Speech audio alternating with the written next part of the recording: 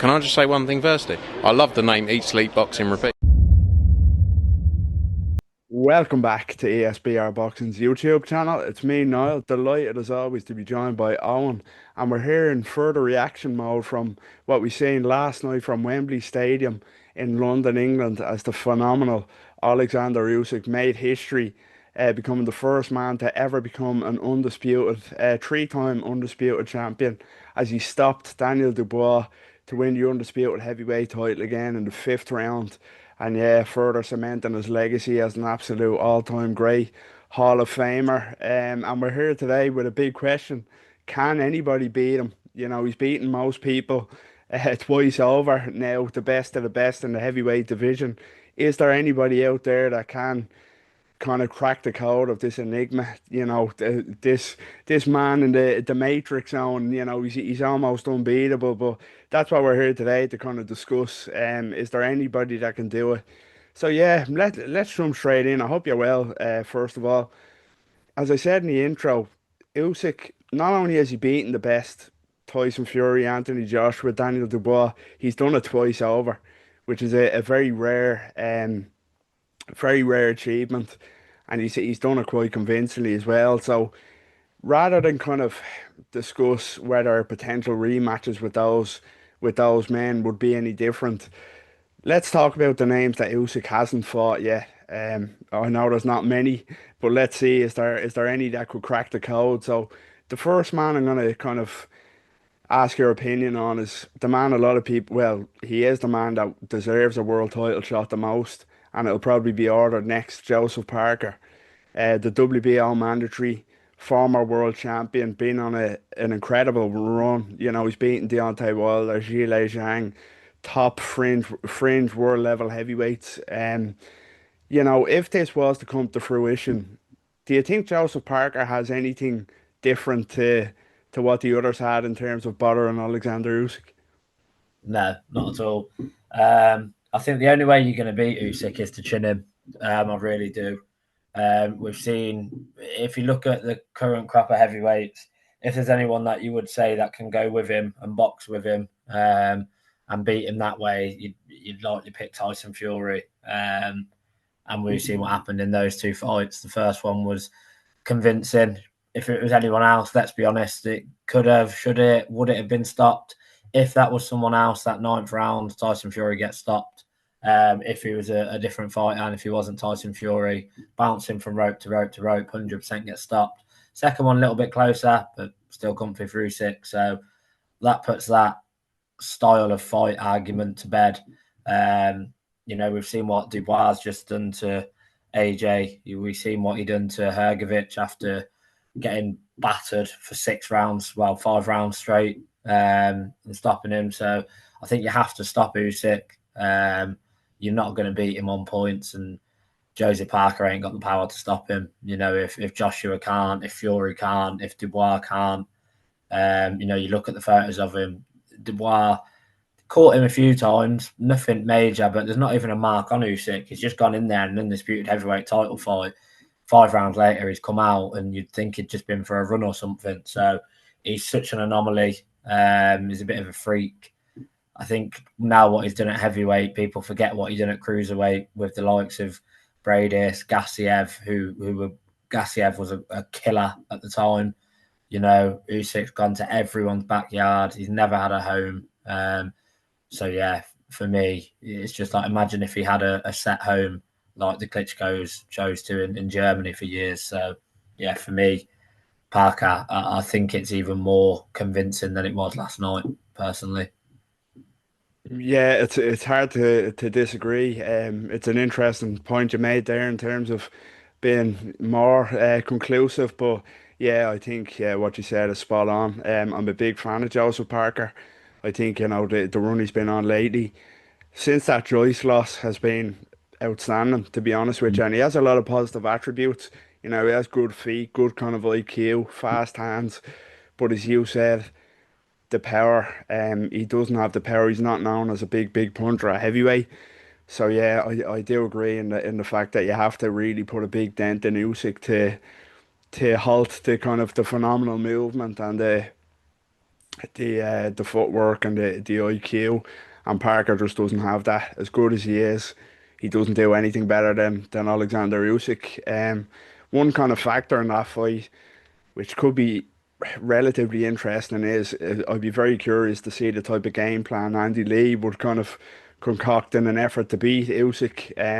Lee probably arguably the best trainer in the world at the minute with the run he's been on. And he'd have a good game plan, but I just don't think it'd be enough. So, yeah, as well, for me not to sound disrespectful to Parker because he deserves the shot, but it's a pointless fight for Usyk. In terms of his legacy, it does nothing to further enhance his legacy. So yeah, easy Usyk win for me. So yeah, the next person. Second person I'm gonna give you is another well deserving heavyweight, due to have a big homecoming fight now in the next couple of months. A lot of people think this could be outside of Tyson Fury, could be the most kind of stylistically difficult for Usyk. AGIT KABAYEL. What are your thoughts on AGIT KABAYEL against Usyk? I think it's an interesting one because a lot of people have been pointing out, obviously, of KABAYEL bodywork.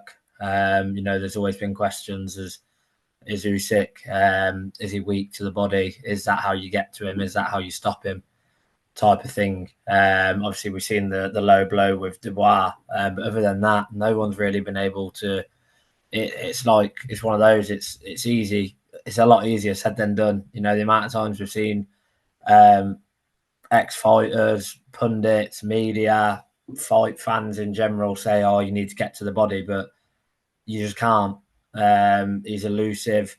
He can be caught, Usyk, but it's almost like that's part of his game plan to work out your shots, and almost how he's figuring out how he's going to either outpoint you or stop you. So it would be interesting to see if KABAYEL could get on the inside and get some good body shots off and trouble Usyk, but I just still think he's too clever.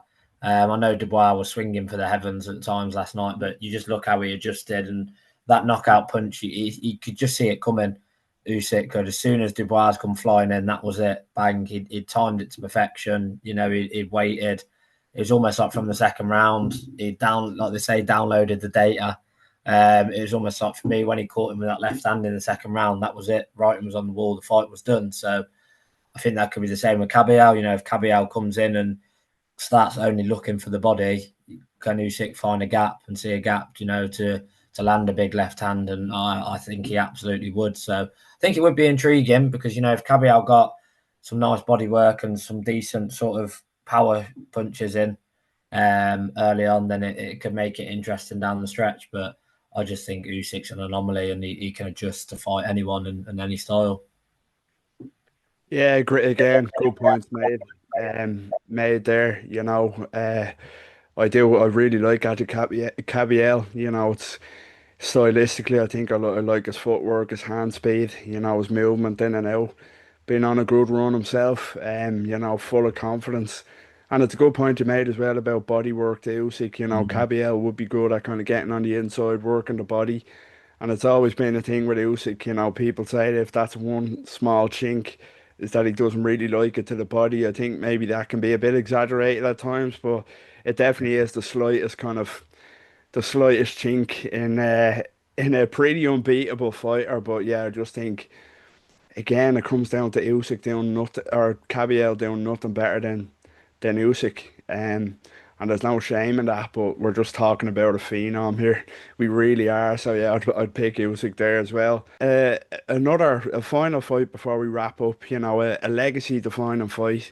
The only legacy defining fight that I think will be available for Alexander Usyk. It's not a Tyson Fury trilogy. It's if he was to drop back down, if it was feasible for him to drop back down to cruiserweight to challenge the boogeyman there, Joy OPETAIA, the best in that division. How would you see that going in an ideal world? It's an interesting one because I think there's two options really. I think there's two ways we see that fight. The Zerdo Ramirez fight is all what we want to see at the moment for Joy OPETAIA, but boxing politics, as per usual, it doesn't look like that's going to happen. Anytime soon. Everyone's been calling for it. So if that doesn't happen, I think OPETAIA could move up to heavyweight, and I think he should move up to heavyweight anyway. There's cruiserweight isn't a good division at the moment. OPETAIA is a big fish in a small pond, so let's get a bigger fish in a bigger pond. Such a hard fight to call, but I just can't look past Usyk. I just really can't. OPETAIA showed what power he's got, but he showed some frailties in the Bradis rematch. And I think if he performed the way he performed in that rematch, he ain't getting anywhere near Usyk. So, for me, Usyk wins that. Cruiserweight, heavyweight, take your pick, whatever division, bridgerweight, you name it, whichever division.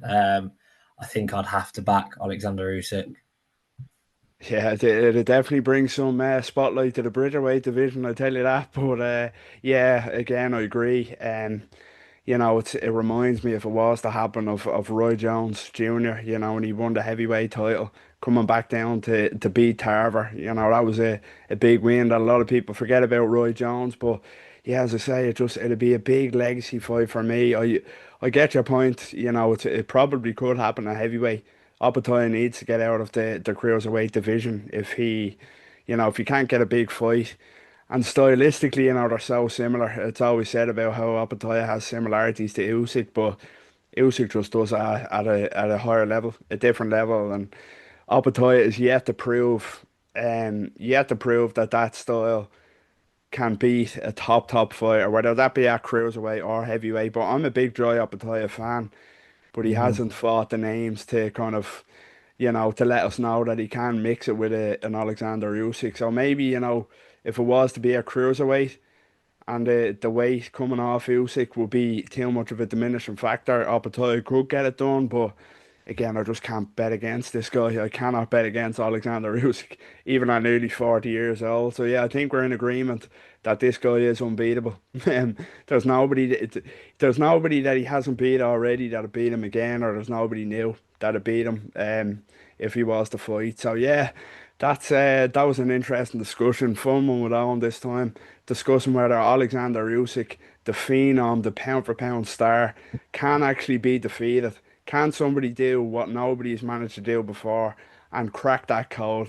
Let us know what you think in the comments. Do you agree with us that nobody can beat him? Do you think the names we mentioned could beat him? Get involved down below. Let us know. And as always, don't forget, first of all, drop a like on this video. Subscribe to our YouTube channel at ESBR Boxing if you're not doing so already. And follow us on all social media platforms. Owen, it was a pleasure and take care. Pleasure as always, mate.